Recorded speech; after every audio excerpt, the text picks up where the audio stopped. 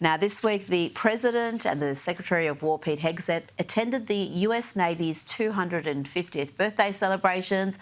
Both gave rousing speeches, but I think First Lady Melania was the crowd favourite.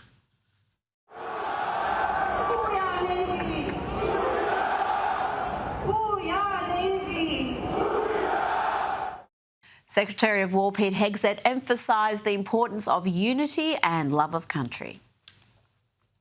Your diversity is not your strength. Your strength is your unity of purpose, your shared mission, your love of country. And President Trump ended his 45-minute address with his iconic dance moves.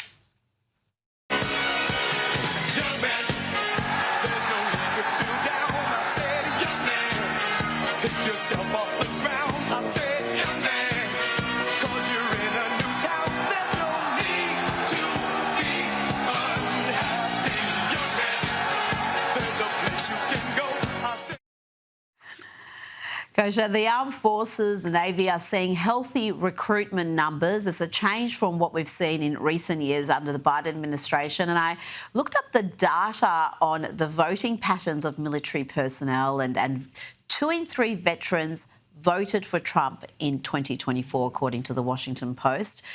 That's pretty emphatic support for the Republicans. Indeed, emphatic it is. The numbers are almost back up to where they were right after 9/11, which is when there was this very natural, organic surge in patriotism and people signing up to serve. And then it's been on the steady decline since then, totally plummeting under the Biden years, and it comes back up. I think big picture, it is downstream from leadership and just what it looks like to follow real leaders that you want to follow, right from President Trump all the way down to Pete Hegseth and below. And they're just having fun, and they're aspirational figures, and people, I think, like that, young people, and they're looking for purpose in their life, and patriotism is cool again, a little bit. And then secondarily, I also think it is the policy where they understand, as Pete Hegseth said, that the military is about lethality, not diversity. It doesn't matter if you want to take a vaccine or not. It doesn't matter what your diversity credentials are. Like, you come in here for that purpose, serving your country and being a lethal fighting force. They believe in that. And also, I think the fact that he is the peace president, Trump, they do trust that if you sign up for the military and you get sent to war, it will hopefully be for good reason and not these endless adventures that happened in the Bush era. It is, and it's, again, such a contrast to the media narrative that he was being disrespectful to veterans and the whole suckers and losers line that, again, has been pretty comprehensively debunked, but many people repeat it as if it's gospel. Now to an awkward development for the likely next mayor of New York, Democrat and communist Zoran Mamdani. What do we call him? Democrat socialist, I think, is technically the term, but he's a communist, who is supposed to be a big ally of the LGBTQ community. But here he is cozying up to Rebecca Kadaga. Now, this is a top Ugandan official who has pushed harsh anti-LGBT policies, including life imprisonment for gay people, Kosha. I think cognitive dissonance is real, and that's why it won't matter. It's the same thing where you see Hamas supporters draping themselves in rainbow flags, where none of that would be tolerated in that region. It's the same thing here, as well as many other issues that he's trying to publicize or make public, everything from property to grocery stores. Meanwhile, he and his family own huge amounts of private property and wealth. He's cozying up to this person over here. It won't matter because his packaging and the optics of who he is and what he supposedly stands for on the surface is something that the electorate in New York, unfortunately, really, really wants and is aligning with. The only silver lining here is Andrew Cuomo, now that Eric Adams has dropped out of the race, there is a mathematical pathway to him as an independent. Yeah, I remember Andrew Cuomo during COVID, and he was horrid. Terrible. And now the fact that he's now the great white hope, I know, just tells you how far New York has fallen. And he still won't. It is Mamdani's to lose. So he is fighting upstream. But you're so right, how the mighty have fallen and where we are. But that is the silver lining here. Well, let's stick with Democrat mayors, current and emerging. Plating lefties losing it. Clips of the Seattle and Chicago mayors taking a stand against law and order. The Seattle mayor wants to understand why someone has 7 criminal convictions. He wants to talk to them, while Chicago, they're attempting to ban ICE officers from doing their jobs. Tell me about this modern left permissive attitude to crime, Kosha. We see examples of it through so much of the US, and whenever it's apparent in a city, there's also a sharp rise in crime. You know, the two go hand in hand, and yet this is something that the Democrats really aren't shying away from. And Mamdani is another example. He's talked about wanting to get rid of prisons, ideally.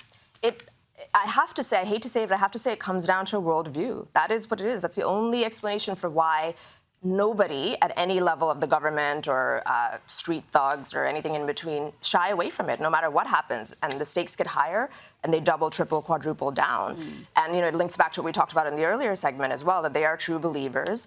And it's everything from funding and that sort of apparatus, which Stephen Miller and others are talking about increasingly, to elected officials like the mayors is completely doubling down, to the soft on crime DAs and policies that they've pushed to decriminalize things that used to be felonies or now misdemeanors, so you're sort of encouraging it, and then just the denial by the media. And you put all of that together in this cauldron, and that is what you get. Yeah. The only saving grace, again, is I think the mask is off for a lot of people, and the normies, as we say, the ones who don't follow news or pay attention to this stuff, are now, I think, paying attention a little bit, but I hope it's not too little too late.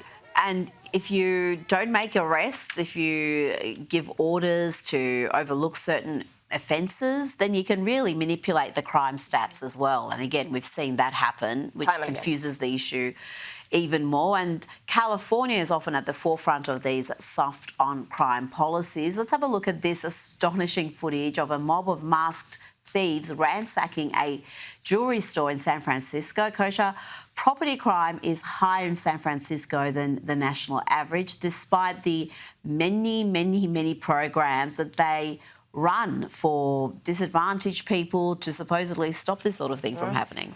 And you look at the data, and it just gets worse and worse. So that place, California, beautiful, shining city on a hill. It's been running in massive debts and deficits forevermore because of these programs, and then simultaneously crime goes up. A picture is worth 1,000 words. So I think the more those clips and videos come out on one hand, and then you have El Salvador on the other hand, we can see the contrast. Everybody knows what needs to get done, and the question is there the political will to do it? Now, before you go, a Fox News exclusive, they report former special counsel Jack Smith was allegedly tracking the private communications and phone calls of nearly a dozen Republican senators as part of his January 6 investigation or witch hunt, however you want to look at it. Some of these senators include Lindsey Graham of South Carolina, Marsha Blackburn of Tennessee, Ron Johnson of Wisconsin, Josh Hawley of Missouri, Mike Kelly of Pennsylvania, and several others. FBI Deputy Director Dan Bongino has briefed lawmakers on the discovery of Smith's surveillance. Let's hear from Marsha Blackburn. She spoke about what the FBI was up to. And now we find out that after the Mar-a-Lago raid, after the indictment of President Trump, they surveil us, people who support President Trump, members who are all Republicans. But it shows you how out of control and rotten to the core and politicized the FBI had become, and how they had absolutely no problem at all whatsoever with political weaponization. Politicised and rotten to the core. Strong words there from the Tennessee senator. Indeed, the scale and scope of the scandal, because that's really what it is, the lawfare scandal broadly against Trump, his top aides, his supporters, and now even just lawmakers who happen to be Republican or notionally support Trump. A lot of the people on that list aren't even diehard types, as we know, but they are Republicans. It just keeps getting worse and worse. The other side of the story, though, here, I think that's getting a lot of people angry is the difference in how both sides wield power. So those were strong words, but all we seem to get from the Republicans are words. They were in charge of Congress when Jack Smith's investigation that undergirded this scandal broke. They had the power of the purse to defund that. They had other things that they could do or can still do, and they just seem to always be writing these strongly worded letters, issuing words, saying things like, let's get to the bottom of it. Meanwhile, the clock is ticking. And that is something that's getting a lot of people very angry, but there's a little bit of hope that maybe this time is different and you will start to see indictments. Saw a little bit with James Comey, but like hopefully there are others coming down the pipe. Absolutely. It's time for accountability because I think faith in these institutions is just going to keep decreasing until there is some accountability. Kosha Gada, thank you so much. Thank you.